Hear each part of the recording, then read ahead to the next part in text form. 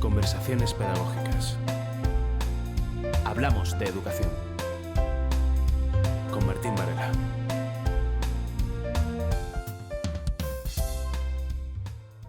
Hola, Maru. Hola, ¿qué tal? Qué alegría veros. ¿A cuántos kilómetros estás? 1000 y tal, creo que son, ¿no? 8000, no sé cuánto, la verdad. 8000 y pico. Sí. Qué barbaridad, qué lejos. Mozambique. Cuando me vine para acá, yo creo que no era consciente de que estaba tan lejos. Cuando me di cuenta, digo, uy, sí, estamos al sur, ¿eh? Que esto está más al sur de lo que yo pensaba. ¿Cómo estás? ¿Cómo estáis viviendo ahora un poco esta situación, Maru? Pues mira, con mucha incertidumbre, ¿no? Empezamos un poco asustados, viendo un poco las repercusiones que estaba teniendo todo esto en Europa, ¿no? Y eso pues provocó como mucho miedo, ¿no? Pues veíamos que los números allí avanzaban tanto y dijimos, ostras, pues si esto está pasando allí en Europa, ¿qué no va a ser aquí cuando llegue, ¿no?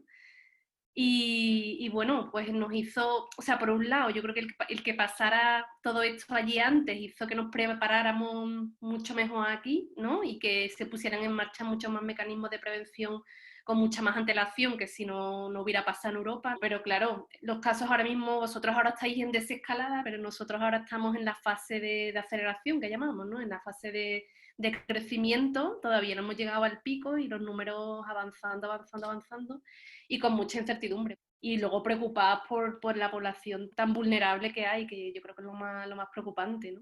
Por la gente que no tiene, bueno, que no tiene tantos medios y que vive situaciones muy precarias, ¿no? Creo que comentabas el otro día, ¿no? Que hablábamos por teléfono, que no ir a la escuela allí a veces es que no tengan alguna comida un poco digna, ¿no? Claro, por ejemplo, ahora nosotros en la escuela que tenemos en la fundación de nosotros, yo trabajo, pues claro, las escuelas están cerradas, ¿no? La primera medida de prevención que se tuvo, ¿no?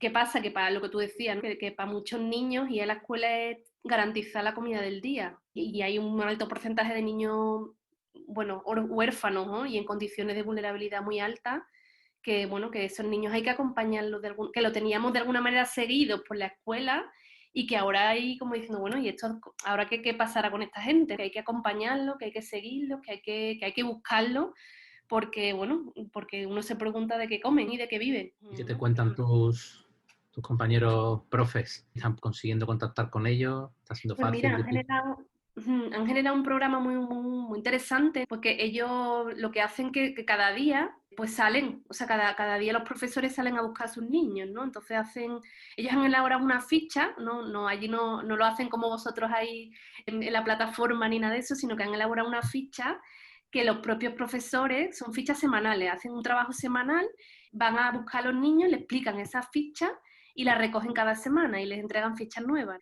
Entonces están haciendo todo un proceso de acompañamiento en domicilio, respetando las medidas de prevención, con la mascarilla, con el distanciamiento social, pero hacen ese acompañamiento semanal a todos los niños, ¿no? De manera que todos los niños tengan un trabajo que hace durante la semana y que ese trabajo se puede evaluar, se puede acompañar. Y luego hay algunos niños, por ejemplo, que atendíamos en el centro con la alimentación, que les hemos dado un kit de alimentación también mensual, ¿no? Que también acompañamos eso desde la parte de la salud. O sea, le damos el kit y acompañamos a alguna vecina o a alguna persona que garanticemos que esos alimentos se van a consumir y garantizamos en ese pequeño acompañamiento que el niño más o menos las necesidades básicas estén cubiertas. Qué bonito, ¿no? En vez de la videollamada o el correo electrónico, el acercarse a tu casa, ¿no? Con lo Existen lugares que nos regalan unos ojos nuevos con los que mirar la vida, lugares que transforman, donde educar es mucho más.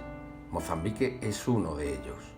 Ella trabaja allí, donde la mirada de un niño es capaz de derrumbar en segundos nuestras más sólidas convicciones y donde la sencillez de la vida y de sus gentes nos enseñan a aprender que debemos desaprender para volver a aprender. Conoce como nadie el primer pálpito de vida y también el ocaso de los días, pues es enfermera. Un buen día decidió por vocación y su amor por los demás situar su vida entre Alfa y Omega, en Mozambique, un intersticio de Dios. María Eugenia Cornejo es misionera de los Sagrados Corazones, unos ojos nuevos con los que mirar. Ya has escuchado la presentación de Manolo, tú eres enfermera, entonces tenéis como un programa, si me lo puedes explicar un poco, esta combinación que tenéis de salud, educación. Nosotros trabajamos, a ver, nuestro objetivo fundamental es el desarrollo de las necesidades básicas, ¿no? El desarrollo de la propia comunidad rural. Entonces entendemos que los pilares del desarrollo de una comunidad pues son la salud, la educación y la agricultura, porque la agricultura aquí la gente vive de eso, vive del campo. Entonces sí que todos los proyectos que tenemos están encuadrados en uno de esos tres ámbitos que luego se interrelacionan. Y yo me dedico más al área de la salud y fundamentalmente atendemos a toda la población, pero especialmente a la población que nosotros llamamos de riesgo, que son las mamás embarazadas, los niños de 0 a 5 años, que son los que tienen más probabilidades de nutrición crónica. Luego los jóvenes, ¿no? Los jóvenes que también viven en situaciones, también a muchos de ellos con dependencias en el alcohol y los enfermos de VIH, de tuberculosis, que es una población muy alta. O sea, piensa que en VIH aquí estamos ya casi en un 20% de la población. O sea, que es casi un cuarto de la población. Y luego también, pues todos los ancianos que viven solos, que ya no pueden atender sus necesidades básicas, y somos nosotros los que, bueno, a través de un grupo de voluntarios de la propia comunidad, somos los que apoyamos los diferentes programas. Entonces, a muchos ancianos, por ejemplo, pues se les acompaña en las tareas domésticas de cada día. Bien se les ayuda a buscar agua al río, o se les ayuda a limpiar la casa, o se les lleva la alimentación del centro a casa. ¿Te están saliendo ya preguntas en la cabeza o no? Sí, un montón. ¿Un montón? Bueno, si no voy a decir las todas, no le voy a hacer. Un montón. Que si a ti te costó adaptarte mucho, tipo los primeros meses te impactaron mucho la situación, o sea, yo no sé cómo es la situación allí, pero ¿te costó mucho adaptarte? No, la verdad es que no mucho. O sea, lo que pasa es que es verdad que al principio lo que pasa es que te cuesta mucho como entender las cosas. O sea, porque en el fondo, o sea, como no entra en el juicio de, uy, esto no me gusta, o esto está bien, o esto está mal, sino decir, intentar entender. O sea, me costó como hacer mucho silencio dentro de mí para no juzgar lo otro que es diferente a lo mío. No sé si... Que a veces yo también, como que uno llega con su esquema cultural, con su, digamos, con su maleta ya de cosas, y claro, tú de alguna manera juzgas la realidad de lo que tú, desde tu bagaje. Entonces cuesta mucho, como son claves culturales tan diferentes, lo primero a veces que te sale el juicio, y esto por qué lo hacen, y al final te dices, mira, Maru, no, ¿sabes? Cállate, escucha. Y hubo gente así que me ayudaron mucho, gente mayor con lo que trabajé al principio, que me dijeron eso, ¿no? Como dice, tú al principio, si no tienes una cosa, cállate. Dedícate un año y es lo que hice, ¿no? Y eso me costó como acallarme. Me haces pensar a veces le damos muchas vueltas a todo esto de la interculturalidad, ¿no? O de enseñar o aprender de otras culturas a cómo enfocarlo, que vaya un poco más allá de lo que comen, cuál es su día a día. Yo no sé si tú has aprendido algo que nos ayude a aprender a nosotros a realmente cómo se posibilita un encuentro verdadero entre culturas. Hombre, primero, primero la escucha y la empatía, intentar entender al otro de verdad, ¿no? Desde dónde, o sea, lo que te decía al principio, no juzgar lo que el otro hace o cómo lo hace, sino intentar entender desde dónde lo hace. Todo es más comunitario, todo es de todo. ¿No? Aquí, por ejemplo, ellos trabajan todos los días en la huerta. Todas las escuelas tienen una huerta. Y es un trabajo cotidiano de la escuela, ¿sabes? ¿Pero por qué? Porque gracias al trabajo de la huerta, pues hay comida en la escuela. Y las mamás de los niños trabajan en la huerta. Y los niños limpian el colegio. Los sábados viene cada clase. Marta, cada sábado tú ves a los niños con sus escobas de casa y son los que limpian la escuela. Y lo viven con mucha normalidad. Y luego, por ejemplo, la diferencia, que es otra de las cosas que me parece... En España se habla mucho de la diversidad, de la inclusión, ¿no es?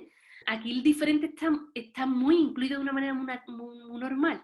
Todo el mundo tiene cabida. Eso es una de las cosas que también me llamó mucho la atención. No existe tanta diferencia como allí. O sea, como allí en España. Todo el mundo tiene su sitio. Y eso me impactó. Yo muchas veces pensaba, y este niño en España estaría excluido y aquí lo integrado que está.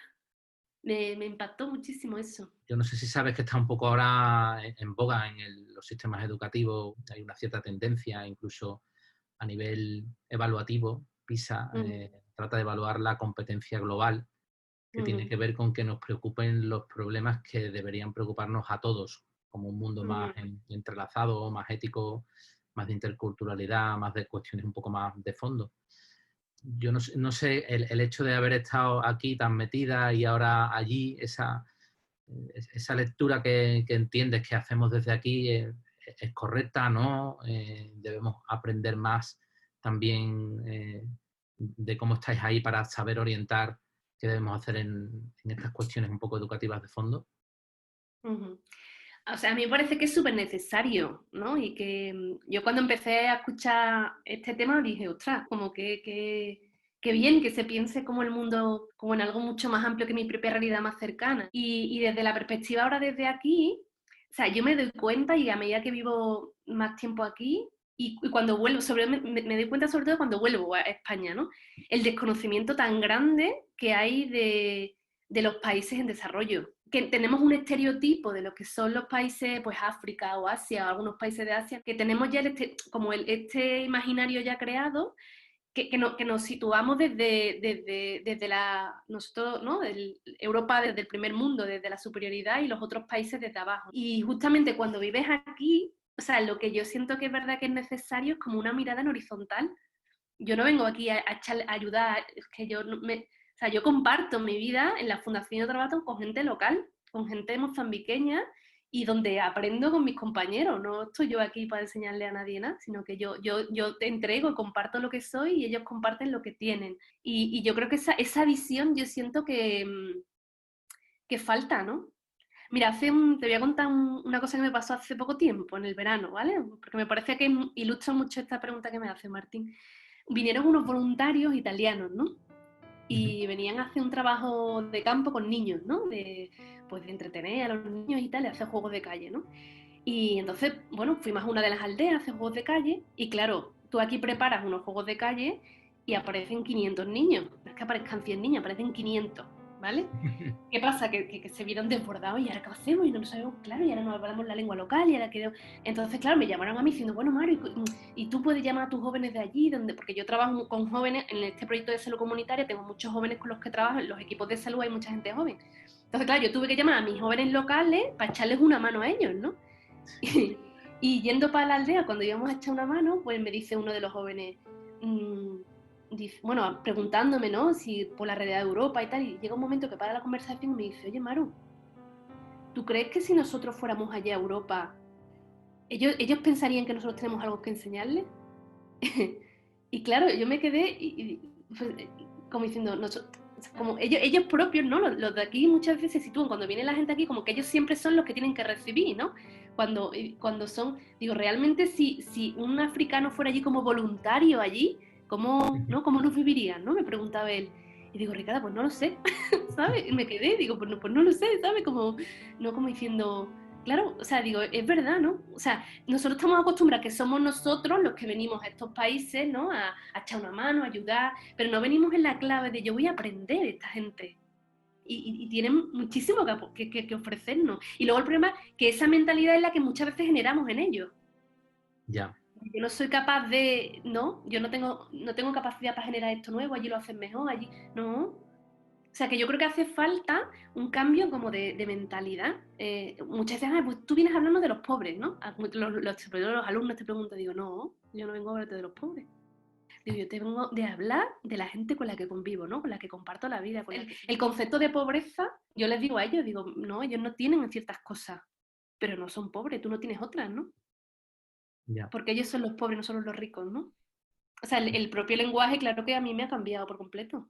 No sé si te salen algunas otras intuiciones que creas que puedan ayudarnos a entender a los profesores y educadores a cómo orientar. Sí, a mí otra clave que me parece fundamental es el tema de la proximidad. O sea, yo creo que el atreverte a conocer a otro y a entrar en la realidad del otro, o sea, yo creo que es muy necesario para conocer cómo desmontar ciertos esquemas. O sea, y entiendo que es muy complicado, ¿no? O sea, como lo que te decía al principio, que yo creo que ya tenemos como un andamiaje, ¿no? Cuando hablamos de África, que nos pesa, ¿no? Que nos pesa a la hora de colocar encima cosas. Y yo creo que es muy necesario como liberarnos de eso y como abrirnos a que la realidad nos sorprenda, ¿sabes? A esa actitud siempre de dejarte sorprender, de querer aprender, de vaciarte para llenarte del otro, del encuentro, la proximidad, ¿no? O sea, por ejemplo, a mí siento que el contacto físico, el haber llegado a esta tierra, a mí me ha cambiado la vida, mi manera de entender el mundo. Y eso lo ha posibilitado el encuentro con el otro, no la teoría solo, ¿no? O sea, yo creo que cuando tú te encuentras con el otro, compartes vida con el otro, compartes experiencia con el otro, eso cambia tu vida. No sé si también, Maru, podríamos aprovechar la ocasión y preguntarte por algún, digamos, encuentro vinculado a conocer personas que nos puedas decir por cómo son, por lo que hacen, por esas historias. A ver, sorpréndenos y encuéntranos con alguien así a través tuya. Pues mira, tengo mi compañero Antonio Mubetey, que es trabaja conmigo también en la fundación, él coordina el sector de educación y es director de la escuela de una de las aldeas donde trabajamos. Y empezó pues también, fue niño de esa comunidad y un chavalito de los que nosotros, a los niños estos que nosotros llamamos huérfanos vulnerables, les llamamos COVE, C-O-V, ¿no? Huérfanos, o sea, tienen como ahí un distintivo. Y es un colectivo que nosotros cuidamos mucho porque son los más necesitados de la comunidad, los que más mimamos. Y Antonio era un niño de esos, de estos niños que, bueno, de la aldea, que luchó mucho para llegar donde ha estado y que ahora es un gran profesor, ¿no? Muy querido por sus alumnos y muy valorado a nivel del distrito, de la provincia, pero que empezó pues desde la base y que tiene una experiencia pues muy bonita de lo que es y muy real, porque nace de esa realidad, ¿no? Y en su manera de acompañar a los chavales, de luchar por otra gente, creo que es un tipo muy interesante, ¿no? Que vale la pena escucharlo, conocerlo y aprender de él también, ¿no? Me haces acordarme de uno de los lemas de nuestra fundación, ¿no? Un profesor puede cambiar para siempre la vida de un niño, como quizás ocurrió con él. La escuela puede cambiar la vida de una comunidad y quizás la educación un país entero, ¿no? A mí hay una palabra que para mí también es clave en esto, es el tema de las posibilidades. La escuela es un lugar donde se generan posibilidades, en un lugar donde no las hay. Yo veo, es verdad que la gran diferencia es que tú dices, bueno, yo en España ahí cuando vivía y cuando trabajaba en cole bien, entre comillas, claro, yo veía niños con millones de posibilidades, que yo sabía que iban a acabar el colegio, que iban a acabar secundaria, bachillerato, y dices, este niño que puede elegir como un sinfín de cosas. Claro, aquí la escuela es el lugar donde te abren una puerta hacia el futuro, la única puerta, y donde tú tienes a gente. O sea, los niños aquí es verdad que son niños que valoran muchísimo el tema de la escuela. El poder ir a la escuela es un premio, ¿entiendes? Para muchos niños. Porque tienen que trabajar, porque muchos de ellos tienen que ayudar en sus casas, muchos de ellos tienen que vender, tienen que cuidar el ganado, tienen que cuidar la huerta. Muchos no van al colegio. Entonces, el colegio es un premio casi.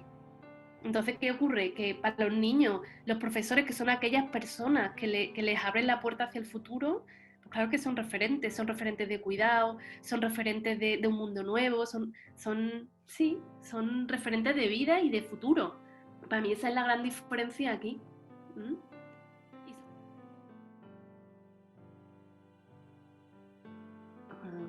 Yo no sé si te atreves a dar como unos consejos finales o a los que estamos ahí tratando de impulsar cosas en educación de más de 8.000 kilómetros de distancia. Hombre, yo creo que el desafío o la llamada, o yo no sé cómo llamarla, ¿no? Que yo haría así como al mundo de la educación allí, ¿no? Es como ayudar a los niños como a entender el mundo como algo que es nuestro, ¿no? Que el niño se sienta un ciudadano del mundo, no solo de la ciudad, del contexto del país en el que vive, sino que creemos en los niños realmente esa conciencia de ciudadanía global, donde lo que ocurre a más de 8.000 kilómetros del mundo también es mi problema.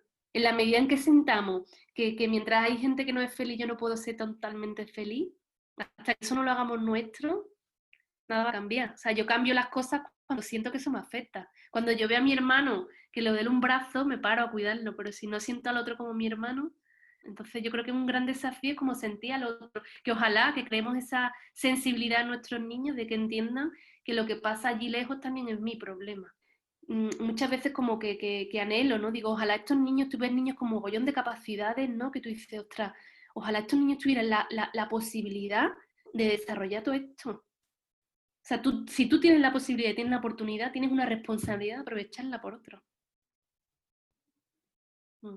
Pues con eso nos vamos a quedar, Maru, y quizás nos volvemos a llamar y a ver y a contar alguna historia más de por allí. Nos quedamos casi emplazados a conocer a tu tu amigo Antonio, tu compañero Antonio, nos cuente un Sí. poquillo por allí cómo enfocan su trabajo, qué podemos aprender de ellos, a ver si predicamos con el ejemplo. Somos los primeros que escuchamos y Sí. aprendemos en dos direcciones, no solo en una.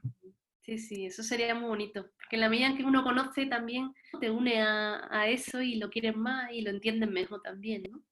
Y al final las experiencias de vida son las que convencen. Pues nada, pues nos emplazamos a ello, Maru. Un Muchas besito grande. gracias. Muchas Muchas gracias. gracias por invitarme. Bueno, ¿qué? A mí me ha gustado una cosa que ha dicho. ¿Qué? Ha dicho algo de... A ver, algo no, muchas cosas. Pero ha dicho una cosa de que... Solo de que nosotros también podemos aprender, tipo, de ellos. Que parece como que somos nosotros los que les enseñamos siempre cosas y más. Y no, ¿no? No. A ver, repítelo. Que nosotros también podemos aprender de ellos.